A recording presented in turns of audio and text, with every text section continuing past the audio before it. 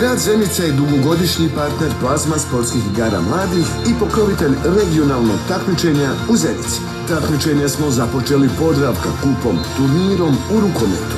Utakmice su nam donijele puno sportske borbe i uloženog truda kako bi se na kraju slavilo. U finalu Podravka kupa u konkurenciji dječaka sastala su se domaća ekipa Čelik Junior i ekipa iz Maglaja Junior Street. Plasman na veliko finale u Sarajevo ostvarila je gostujuća ekipa Junior Street, koja će tako imati priliku braniti titulu najbolje ekipe iz 2021. godine. Ja sam Adin Omić, član sam ekipe Junior Street Boys Maglaj. Danas smo igrali Podravka kup, bili smo jako zadovoljni i osvojili smo ga. Igre su zakon! Grad Zenica je bila domaćin i Toyota kupa u tenisu. U konkurenciji djevojčice u finale su se plasirale Uma Šehić i Vajvadić Sara.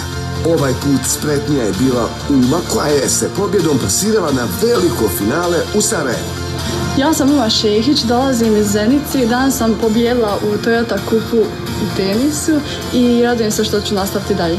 I u konkurenciji dječaka gledali smo odlične teniske mečeve. Plasman u Sarajevo osigurao je Vedad Drina, koji je u finalnom meču savladao Amara Subašića. Ja se zovem Vedad Drina, dolazim iz Zenice.